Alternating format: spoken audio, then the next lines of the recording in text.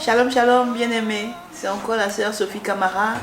Donc, je suis encore là pour parler de dépouillement, pour la suite du dépouillement. Mais avant, nous allons prier. Père éternel, je te bénis, je te loue.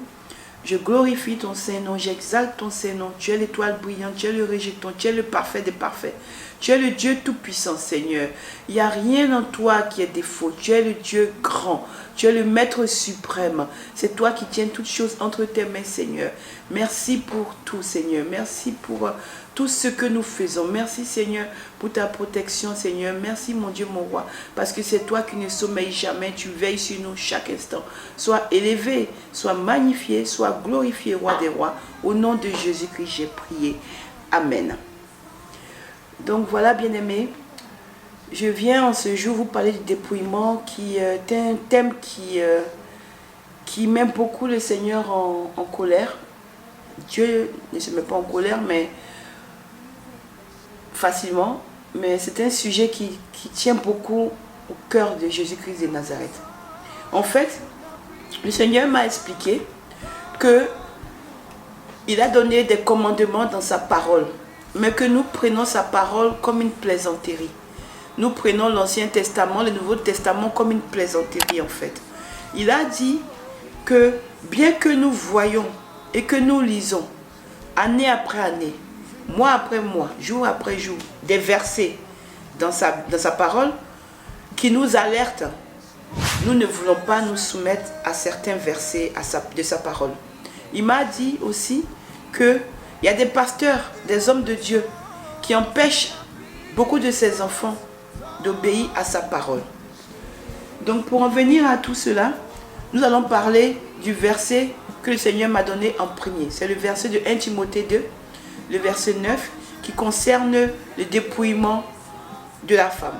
Le Seigneur a dit que lorsqu'il a donné ce verset, même quand ses enfants lisent ce verset, même quand les serviteurs de Dieu lisent ce verset, ils sont toujours en contestation. Ces filles ne veulent même pas entendre parler de ce verset parce qu'il faut qu'elles se dépouillent. Dieu dit qu'elles refusent d'obéir à ce verset parce qu'elles ne veulent pas se dépouiller. Elles sont un peu comme avec moi, avec mon histoire de prothèse, ma mère là. Elles ne veulent pas laisser le monde. Il a dit qu'il ne veut pas que nous mettions des choses sur nos têtes. On ne doit pas avoir les tresses. On ne doit pas avoir des choses sur nos têtes. On ne doit pas avoir des bijoux. Ni d'or, ni de tresses, ni d'or, ni d'argent. Et on doit s'habiller simplement. Il a dit que ses enfants s'habillent simplement. On ne doit pas être dans tout ce qui brille comme ça, pour ne pas être une pierre d'achoppement. C'est le Seigneur qui m'a dit achoppement. Hein?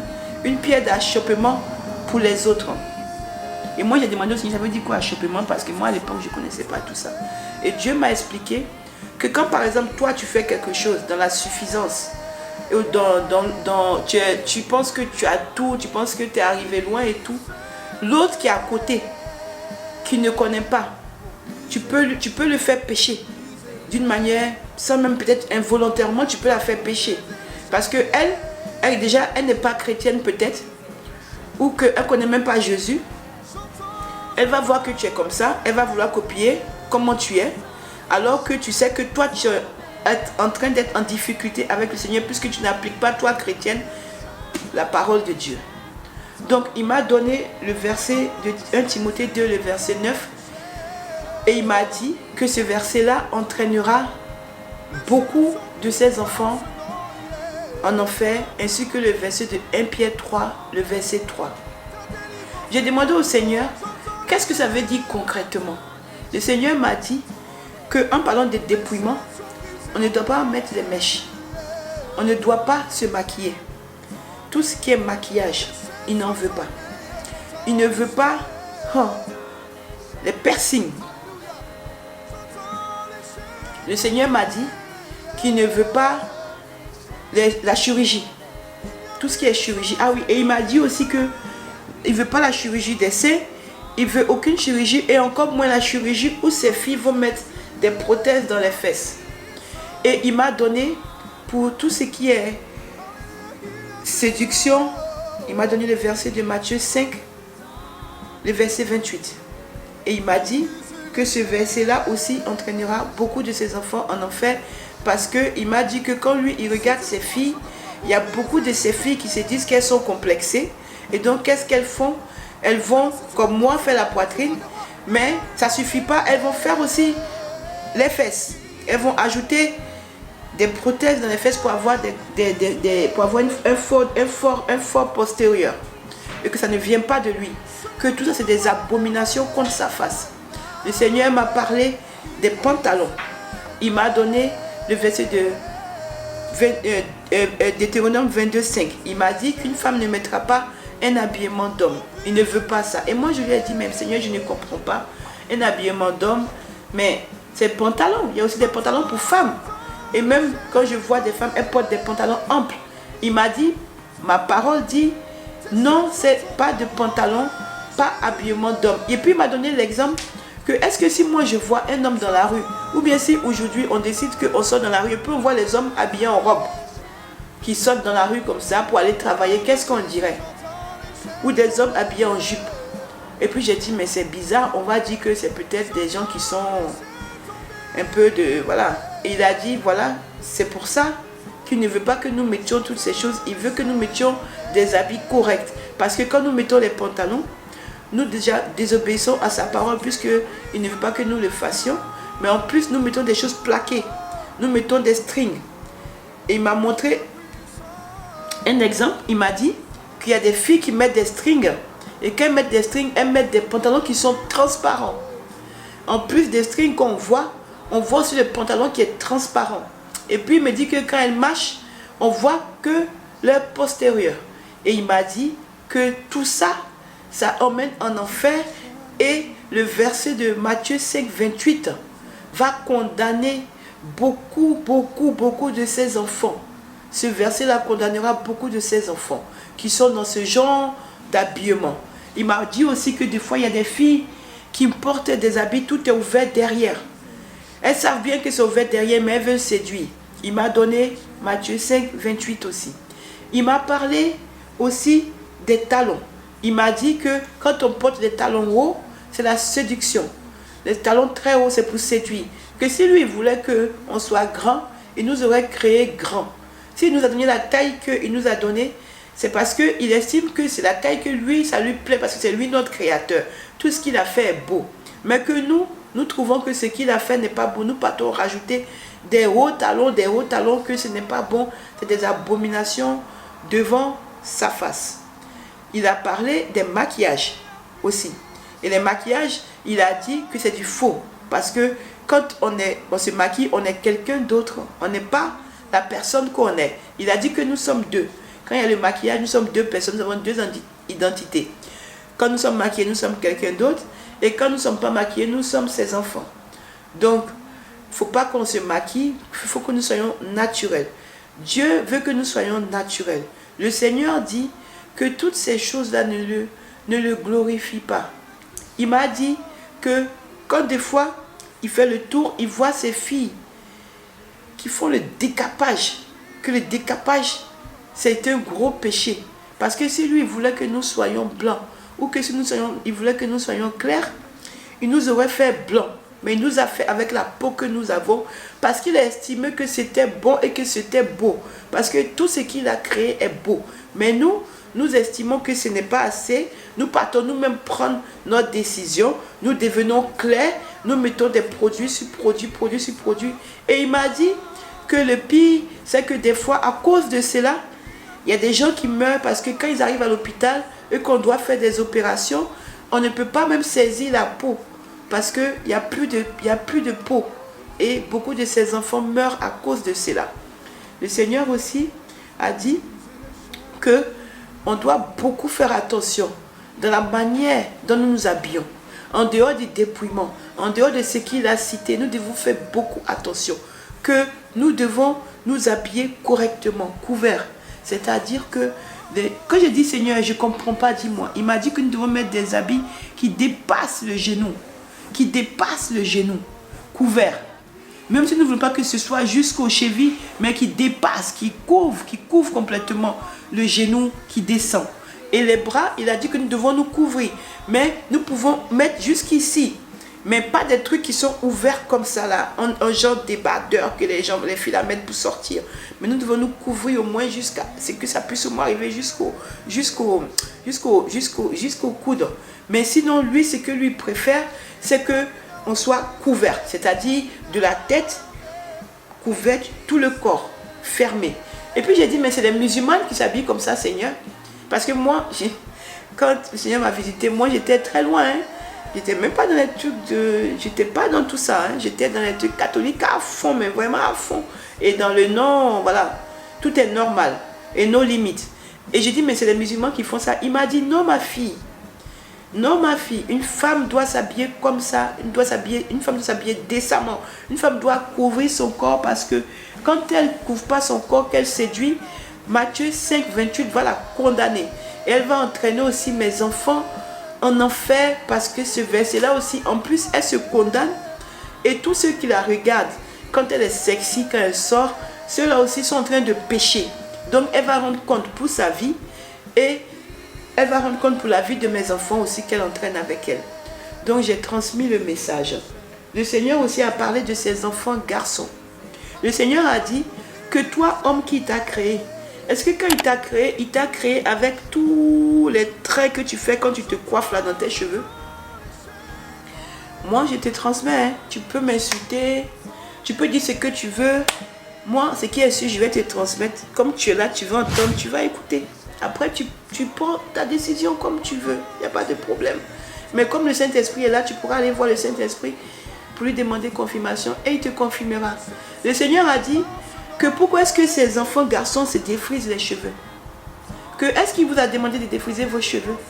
Et que le pire dans tout ça, c'est qu'il a ces hommes de Dieu qui sont avec des cheveux défrisés, qui se maquillent, qui mettent le fond de teint et qui montent sur la chair.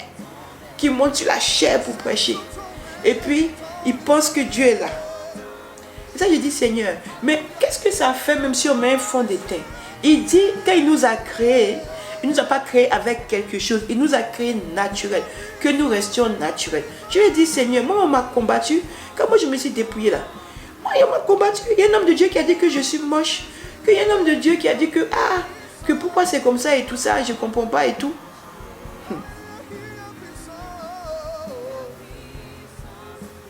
Dieu dit, vous savez, quand je pense à tout ça, vraiment, je me dis pourquoi est-ce qu'on ne veut pas obéir au Seigneur, tout simplement.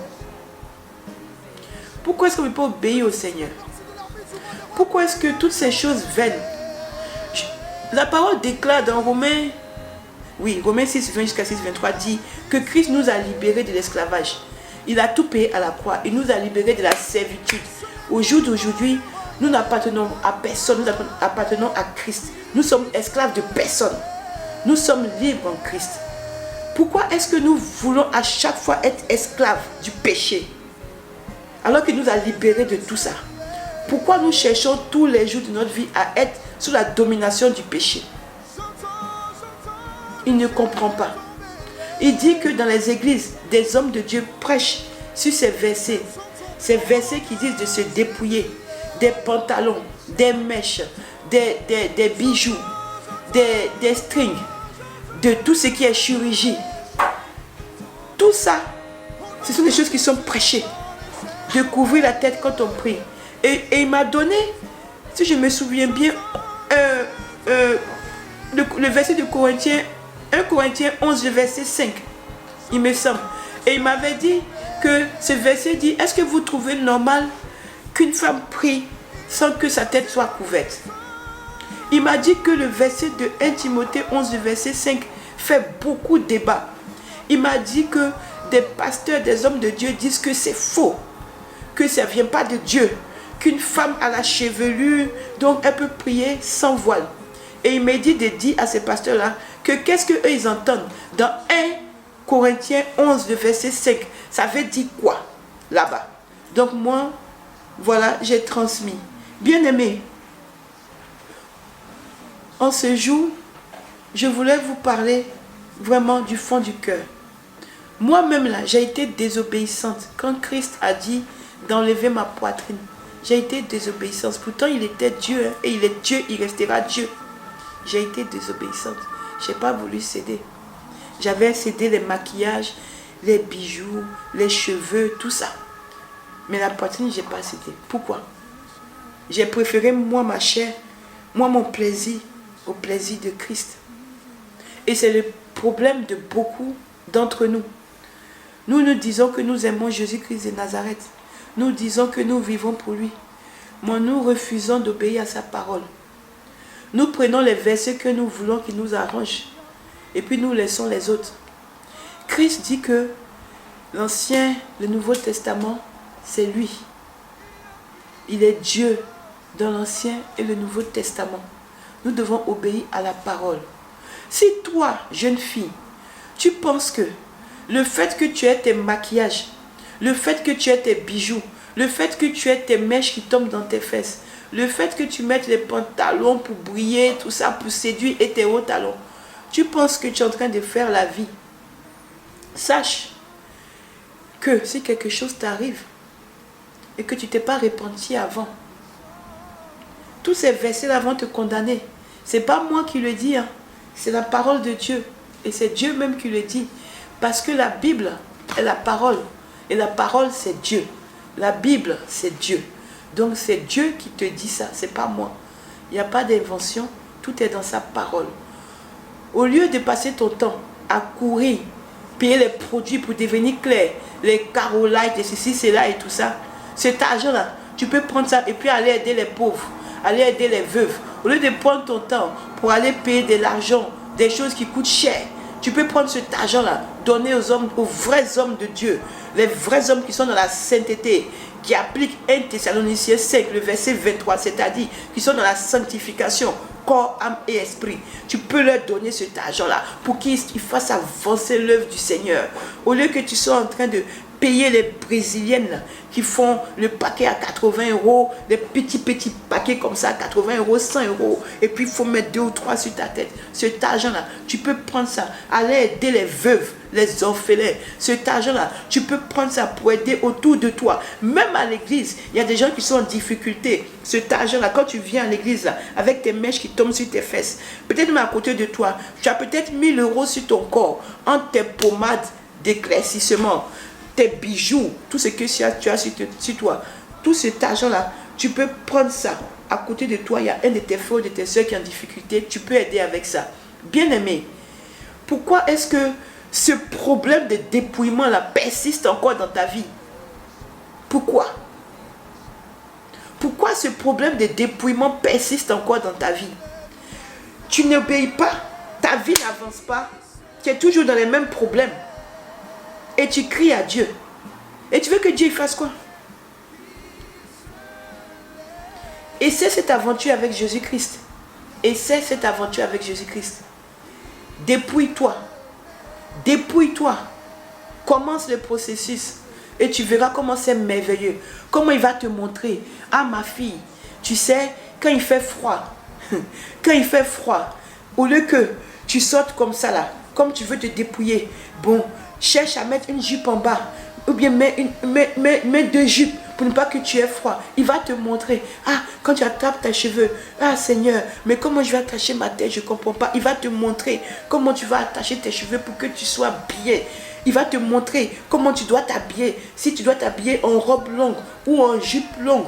Ou qu'est-ce que tu dois mettre? Dieu va t'orienter. Le Saint-Esprit va t'orienter. Parce que tu as commencé à dire Seigneur, je m'abandonne à toi.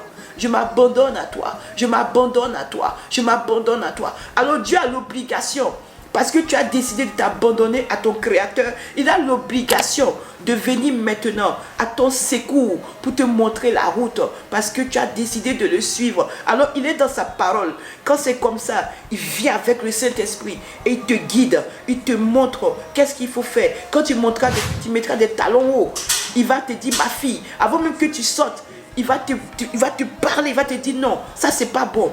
Ce que tu as porté là, c'est pas bon. Toi-même, sans que tu ne comprends pas, tu reviens, tu te changes.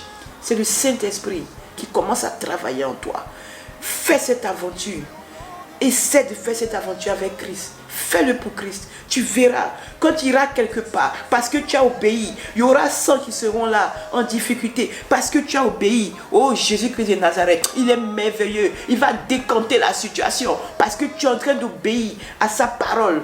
Il n'y a pas que le dépouillement, mais là on parle du dépouillement. Quand tu donnes ta vie à Christ, quand tu acceptes de te mettre en humiliation devant le Seigneur, il y a une puissance qui agit. Une puissance qui agit. Le Saint-Esprit prend contrôle de tout ton être. Il sait que nous sommes faibles. Il sait que nous ne pouvons rien faire. Alors il prend le contrôle. Et c'est merveilleux. Tu vas voir que les gens se moquent de toi. Mais ça va couler sur ta peau. Tu vas voir que tes parents ne comprennent pas. Mais tu es heureuse.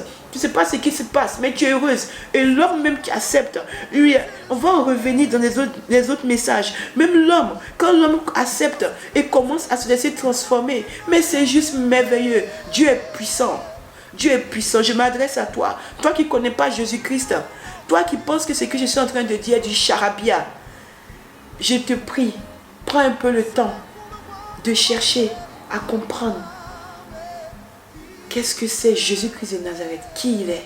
Je prie pour que toi qui m'écoutes, qui ne connais pas Jésus-Christ, que l'Esprit de Dieu se déverse sur ses serviteurs dans la rue pour qu'ils puissent te rencontrer et te parler de Jésus. Toi qui connais Jésus-Christ, qui est encore dans les raisonnements, parce que tu veux garder tes mini-jupes, tu veux garder tes talons, tu veux briller, parce que quand tu arrives, tu veux que, on dise qu'elle est choquante, elle est bien, elle brille et tout ça, pour que tout le monde te croit après. Toi qui veux le faire, je t'en prie, abandonne tous ces raisonnements et donne ta vie à Christ. Donne ta vie au Saint-Esprit et tu vas voir que Hébreux 12, 14 sera puissant dans ta vie et 1 Thessaloniciens 5, 23 sera puissant dans ta vie. Au nom de Jésus-Christ, j'ai prié. Amen. Merci Seigneur.